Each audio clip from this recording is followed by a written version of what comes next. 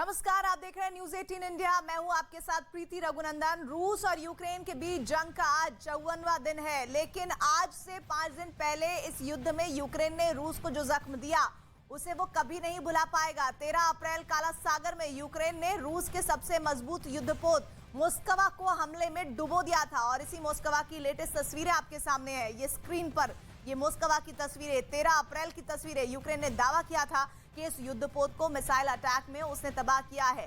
अब इस हमले की तस्वीरें आई हैं और इस युद्धपोत की तबाही के बाद रूसी मीडिया ने दावा किया था कि तीसरे विश्व युद्ध की शुरुआत हो चुकी है। हालांकि रूस तब भी ये मानने को तैयार नहीं था कि यूक्रेन के मिसाइल हमले में मोस्कवा इस तरह से समंदर के अंदर डूब गया था। वो तो ये बार बार दावे कर रहा था कि तकनीकी खामी आई और फिर वहां से सैनिकों को हटाया गया और वो समंदर में डूब गया।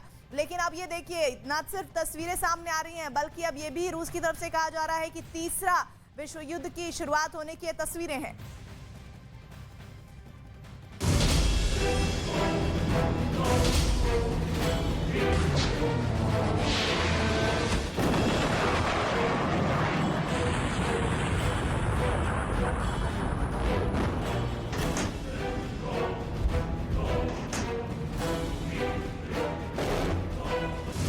समंदर में डूबता ये जंगी जहाज तीसरे विश्व युद्ध की स्क्रिप्ट लिख चुका है। जंगी जहाज से उठता धुआं यूक्रेन की तबाही की इबारत लिख चुका है। इस युद्धपोत ने रूस यूक्रेन युद्ध को परमाणु युद्ध की ओर ढकेल दिया है। इस युद्धपोत की वजह से यूक्रेन पर हमला और तेज हो चुका है। नाम मोस्कवा, काम समंदर में तबाही मचाना, अंजाम यूक्रेन के हमले में ध्वस्त।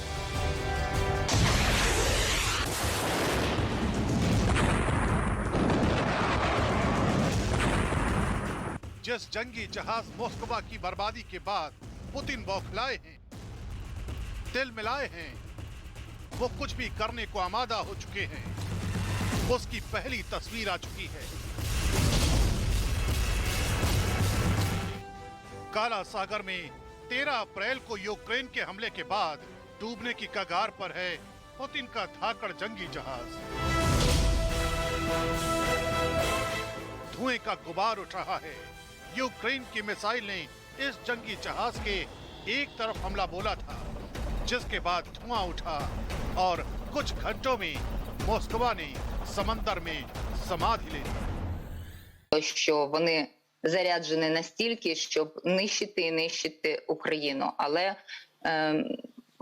Збройні сили України на захисті, і дійсно те, що було зроблено достатньо символічно. Влучання призвело до детонування боєкомплекту і, звісно, почалась боротьба за живучість. Ми спостерігали за тим, як інші кораблі намагалися надати допомогу, але навіть сили природи були на боці. इस युद्धपोत को रूस का गौरव कहा जाता था, लेकिन ज़ेलेंस्की के एक एक्शन ने रूस की अकड़ ढीली कर दी। पुतिन की बादशाहत पर बट्टा लग चुका है। छोटे से देश यूक्रेन ने रूस को वो झटका दिया है जिसे भुला पाना पुतिन के लिए मुमकिन नजर नहीं आ रहा है। पुतिन इस जंगी जहाज का बदला लेने के लिए न्यूक्लियर बटन भी दबाने को तैयार बैठे। मोस्कवा का डूबना पुतिन के लिए बड़ा धक्का है और रूस के लिए शर्म की बात। एक ऐसी जगह पर जहां पर यूक्रेन की ताकत बेहद कम थी, उसने रूस जैसी महाशक्ति के एक बड़े युद्धपोत को पानी में डुबो दिया। इस इंटरनेशनल बेइज्जती से बचने के लिए पुतिन अपने गुस्से में कोई भी बड़ा कदम उठा सकते हैं। कहा जा रहा है कि मोस्कवा के डूबने के बाद गुस्से वाले पुतिन अब यूक्रेन पर परमाणु हमले का बटन भी दबा सकते हैं। यूक्रेन ने इस युद्धपोत को तबाह करके वो गलती कर दी है जो जापान ने 81 साल पहले कर दी थी। रूसी मीडिया पहले ही इस अटैक को विश्व युद्ध की शुरुआत कह चुकी है। समंदर में तबाह हुआ ये मोस्कवा वॉरशिप था ही इतना दमदार कि पुतिन इसके बदले कुछ भी कर सकते हैं। Спецоперацию России на Украине, то, во что это вылилось, уже смело можно называть не лукавя, Третьей мировой войной. Совершенно точно. Мы прямо сейчас сражаемся, если не с НАТО, то уж точно с инфраструктурой НАТО. И это тоже надо осознавать. Соединенными Штатами Америки круглосуточно они по железной дороге поставляют оружие, круглосуточно по земле из Польши поставляют оружие. В этом смысле, конечно, не шутка, что надо очень серьезно подумать об уничтожении железнодорожных узлов. Там, конечно, вопросики, они все едут и едут, я имею в виду лидеры. Но лидеров надо предупредить, пусть дома сидят. क्योंकि इस वॉरशिप को ब्लैक सी में रूसी सेना का कमांड शिप कहा जाता था। रूस के सबसे बड़े वॉरशिप में से एक है, परमाणु हथियारों से लैस। क्योंकि इस वॉरशिप को ब्लैक सी में रूसी सेना का कमांड शिप कहा जाता था। रूस के सबसे बड़े वॉरशिप में से एक है, परमाणु हथियारों से लैस। घातक वॉरशिप मॉस्को पर 512 क्रू मेंबर सवार थे, जिनमें से मात्र 58 क्रू मेंबरों को ही बचाया जा सका। युद्धपोत का टॉप एडमिरल भी गिरफ्तार किया गया है। जाहिर है, जब इतना धाकड़ युद्धपोत तबाह होगा, तब पुतिन की तिलमिलाहट भी बढ़नी तय है। यही वजह है कि मॉस्को पर हमले के बाद पुतिन की सेना ने युद्ध को और तेज कर दिया है। यूक्रेन के कई शहरों में भीषण जंग चल रही है। रूस और यूक्रेन की ओर से अपने अपने दावे किए जा रहे हैं। रूस का दावा है कि 139 यूक्रेनी लड़ाकू विमान गिराए गए हैं, जबकि यूक्रेन का दावा है कि उनकी सेना ने रूस के 167 लड़ाकू विमान मार गिराए हैं। वहीं रूस की सेना ने 2326 यूक्रेनी टैंकों को तबाह करने का भी दावा किया है, जबकि यूक्रेन ने 790 रूसी टैंकों को तबाह करने का दावा किया।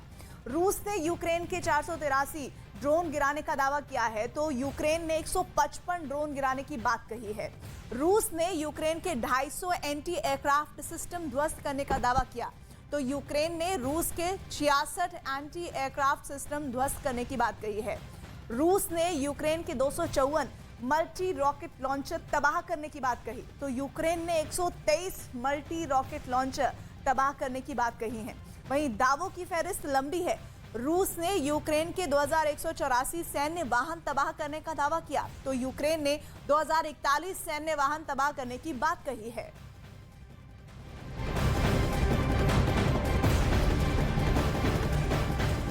वहीं बड़ी खबर आ रही है, रूस का यूक्रेन के मारिउपोल शहर पर लगातार हमला जारी है। मारिउपोल में धमाके का एक नया वीडियो सामने आया है, जिसमें मारिउपोल के अज़ोवस्ताल प्लांट में विस्फोट हुआ है। दावा किया गया है कि विस्फोट की तस्वीरें होवित्जर तोप से हमले के बाद की हैं।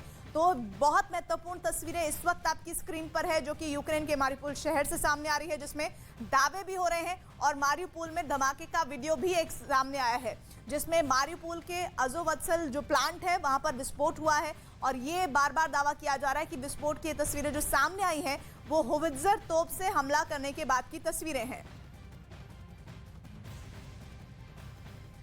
तो होवित्जर तोप के बाद जो धमाका और जो इस वक्त तबाही की तस्वीरें हैं वो आपके सामने मारिउपोल शहर से आ रही है। यूक्रेन का मारिउपोल, जहां पर ये कहा जा रहा है कि रूसी सेना ने लगभग पूरे मारिउपोल को घेर लिया है और अब सैनिकों से सरेंडर करने तक की बात कही जा रही है। और इस बीच ये तस्वीरें सामने आई हैं हमले की, जिसमें कहा जा रहा है कि होवित्जर तोप से अटैक हुआ है।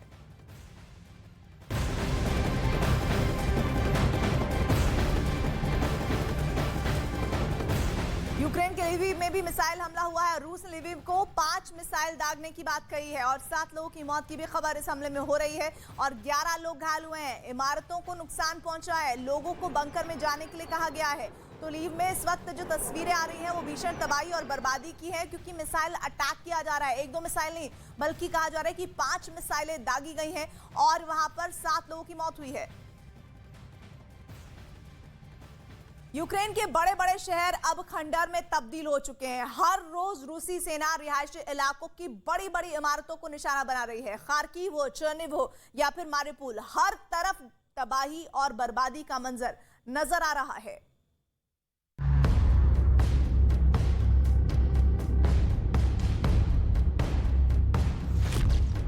खार्किव पर रूस का घातक हमला।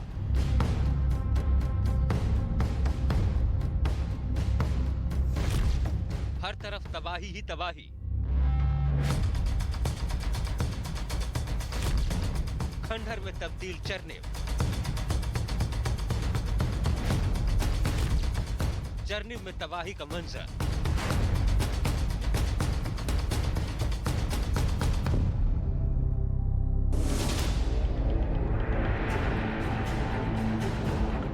ये 5 तस्वीरें यूक्रेन की हैं, जहां हर रोज रूस के हमले हो रहे हैं।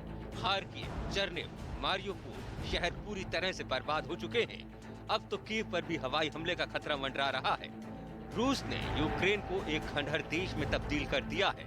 जमीन हो या फिर आसमान, हमलों से खार्किव, चर्निव और मारियोपोल पूरी तरह से बर्बाद हो चुके हैं। खार्किव में रूस की सेना ने बड़ा हवाई हमला किया है। तस्वीरों में आप साफ देख सकते हैं कि हमले के बाद इमारत तबाह हो चुकी है। हर तरफ अफरा तफरी है।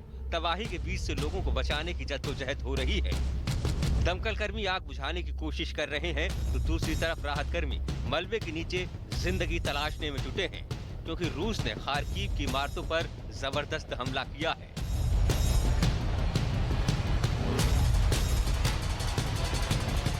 मलबे के बीच लोग अपनों को तलाश रहे हैं। बताया जाता है कि जब हवाई हमला हुआ उस वक्त तकरीबन 65 लोग इस इमारत में मौजूद थे।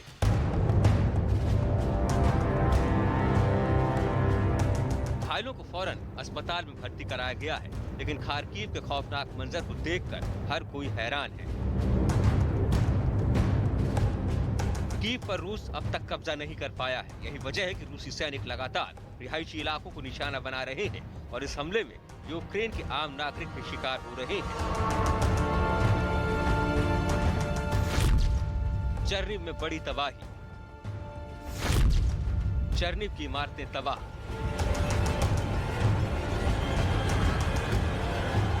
खार्किव की तरह ही रूसी सैनिकों ने चर्निव पर भी हवाई हमला किया है। चर्निव में बड़ी बड़ी रिहायशी इमारतें जमींदोज हो गई हैं। सड़कों के किनारे जितने भी घर आपको दिख रहे हैं, वो सारे घर बर्बाद हो चुके हैं। इस बुजुर्ग को देखिए, जिस घर में उनका आशियाना था, आज वो आशियाना रूसी हमले में बर्बाद हो चुका है। ये बूढ़ी नजरें बर्बादी के इस मंजर को देख रही हैं। चर्निव में राहत बचाव दल के लोग बर्बाद हो चुकी इमारत में जिंदगी ढूंढ रहे हैं। चर्निव के मेयर ने दावा किया है कि रूसी हमले में चर्निव के 70% शहर बर्बाद हो चुके हैं। मारियोपोल शहर 90% तबाह हो चुका है। लुहांस्क में यूक्रेन की सेना और रूसी सेना जबरदस्त चुनौती दे रही है। लुहांस्क में यूक्रेनी सेना ने रूसी टैंक पर हमला कर तबाह कर दिया है। पूर्वी यूक्रेन में रूसी सैनिकों ने जबरदस्त हमला किया है। इस बार रूसी सैनिकों ने तेल डिपो को निशाना बनाया है। तेल डिपो से काले धुएं का गुबार साफ नजर आ रहा है। पूर्वी यूक्रेन का ये तेल डिपो पूरी तरह से बर्बाद हो चुका है। यूक्रेन और रूस युद्ध के 50 दिन से ज्यादा का वक्त गुजर चुका है, लेकिन पुतिन की सेना के हमले अभी भी जारी हैं। अब धीरे धीरे यूक्रेन के बड़े शहर पूरी तरह से खंडहर होते जा रहे हैं।